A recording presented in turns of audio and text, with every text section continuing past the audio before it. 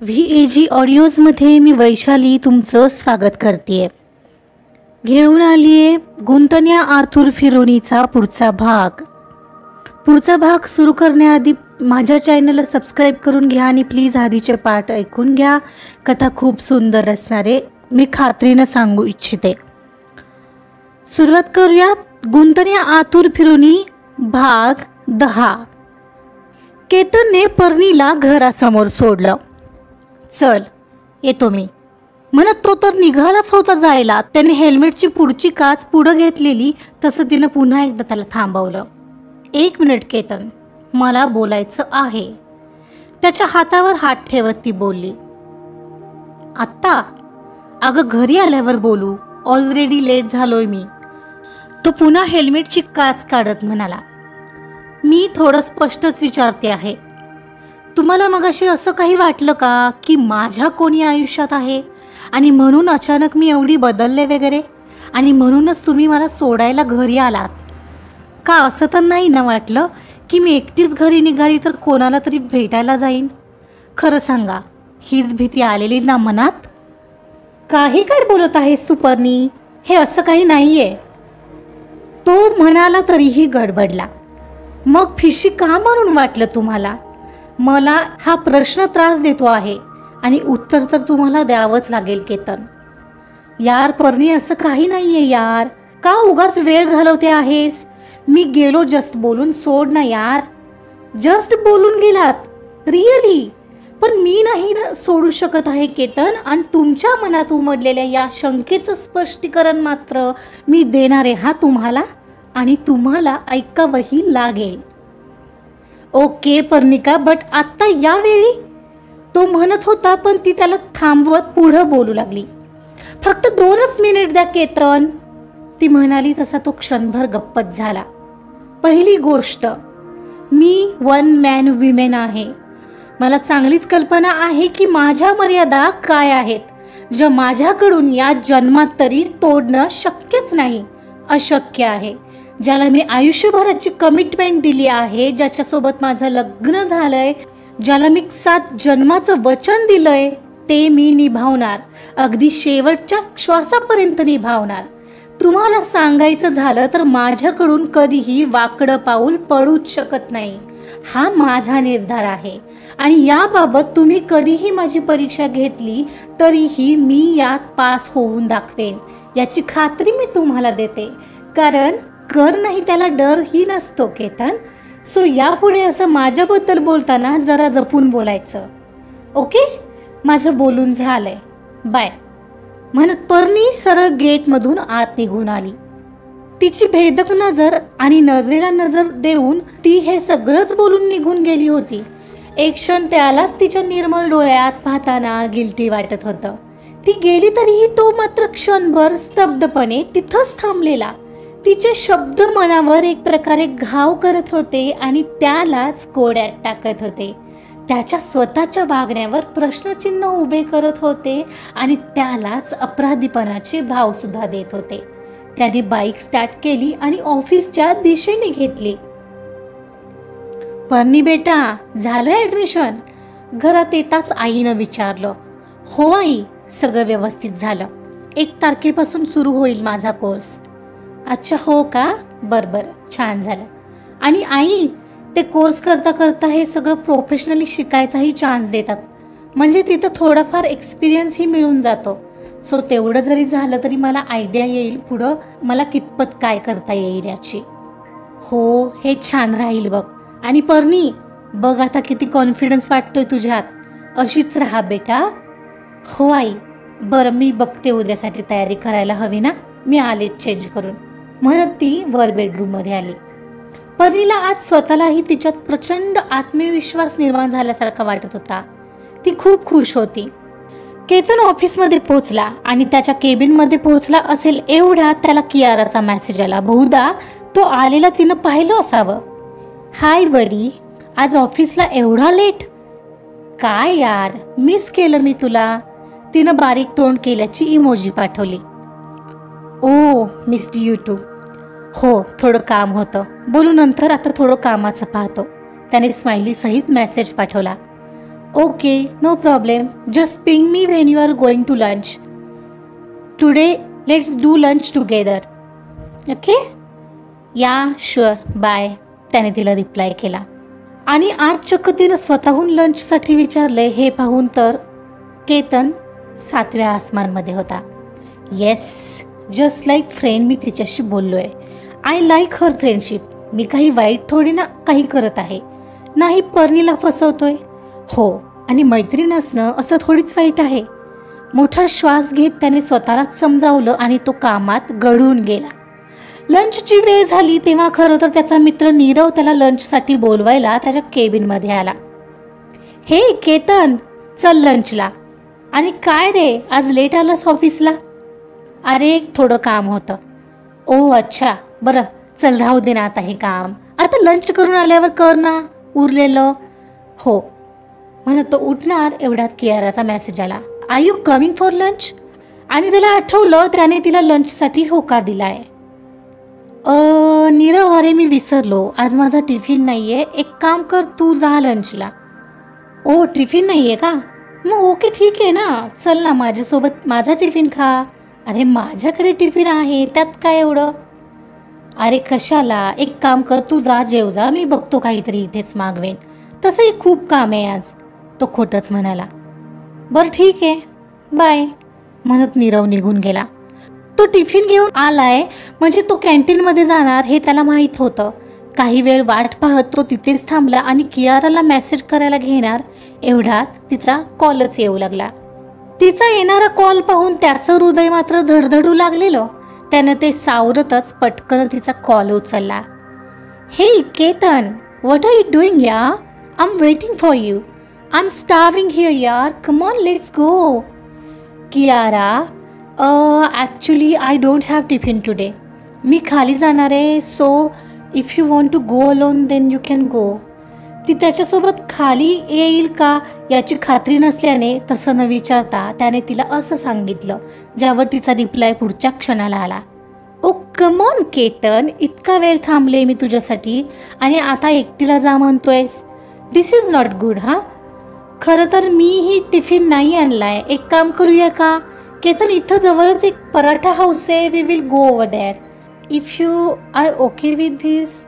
ती शेवटचं वाक्य अगदीच गंभीरपणे विचारत हसली. Oh then okay, just meet me in the parking area. Yeah I will be just there, bye.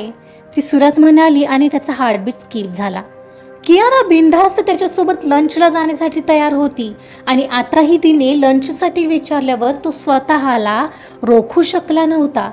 त्या क्षणालाही काय चूक काय बरोबर हे न पाहता तो फक्त चाललेल्या प्रवाहासोबत वाहवत निघालेला.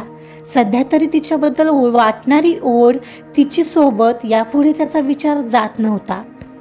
दोघंही पार्किंगमध्ये भेटले. कियारा तिथं तोंडाला रुमाल बांधून आली होती. तिनं निघूया असं खुणावताच त्याने बाईक स्टार्ट केली आणि ती त्याच्या मागे बाईकवर बसली. ती सांगत होती तशी बाईक घेऊन तो तिला घेऊन तिथे जवळ असलेल्या त्या पराठा हाऊसमध्ये आला. आता तिथं पोहोचल्यावर मात्र त्याला तिच्यासोबत आलो या विचाराने आपोआप मनात भीती वाटत होती. तिथं आल्यावर कुठे तिने तिच्या चेहऱ्याचा रुमाल सोडला आणि तिचे केस नीट करू लागली. त्याच्याही नकळत त्याची नजर तिच्यावर खिळलेली. काय असा काय पाहत आहेस माझ्याकडे? नाही असं काही नाही. You tell me what do you like to have? Wait, इथली special paneer paratha thali is very nice. माझ्यासाठी तरी हीच ऑर्डर कर. Okay, 2 special paneer paratha thalis. म्हणत ऑलरेडी टेबलजवळ उभ्या वेटरला त्याने ऑर्डर दिली आणि एवढ्यात ती वेटरला म्हणाली, हो आणि वेटर, थाळी संपल्यानंतर ज्यूसही पाठवा. तू घेणार आहेस का ज्यूस केतन? ती स्वतःच म्हणाली. No thanks. Okay, 2 paratha thalis आणि त्यानंतर ज्यूस, राईट? वेटर पाठोपाठ कन्फर्म करत बोलला. या. केतनने स्मित करत थम्सअप केला तसा वेटर निघून गेला. मग तुमच्या घरी कोण कोण असतं केतन? माझ्या घरी आई, बाबा, एक भाऊ आणि बहीण आहे. आणि लग्नाचं काय रे? तू बोलला नाहीस मला तुझं लग्न झालंय ते. तुझ्याकडे पाहून वाटतच नाही की तू मॅरिड असशील. मला सकाळी नीरव सोबत बोलताना कळलं. तिनं विचारलेल्या प्रश्नाने तो एकाएकी चपापला. हो का? तो बोलला का तुला? हो का? बोलायला नको होतं का त्याने? पण काय रे, तू लपवलं का होतंस? ती हसत विचारत होती. नाही, मी लपवेन कशाला? तू विचारलं नाही आणि मी बोललो नाही. म्हणजे आता बोलणार तर होतो, एवढ्यात तू विचारलंस ना, तो म्हणत होता. Oh really? आता सांगणार होतास का? हो, म्हणजे काय? अरे किती घाबरतोयस? चिल, त्याने मला काही फरक नाही पडत. वी आर जस्ट फ्रेंड्स, हो ना? ती अगदीच नॉर्मली बोलत होती. कदाचित त्याचं इंटेन्शन काढून घ्यायचा प्रयत्न करत होती, पण ते त्याला कळालं नव्हतं. हो, तो कसाबसा हसत उत्तरला. त्यामुळे तो नॉर्मल होण्याचा प्रयत्न करू लागला, पण त्याची चोरी तिने पकडल्याच्या भावनेने त्याचं मन त्यालाच खाऊ लागलेलं. तीही त्याला केवळ एक फ्रेंड समजते या विचाराने का माहीत का त्याला क्षणभर थोडं कुठंतरी वाईट वाटलं होतं, पण एक मैत्रीण म्हणूनही त्याला तिचं सोबत असल्याने चांगलं वाटत होतं.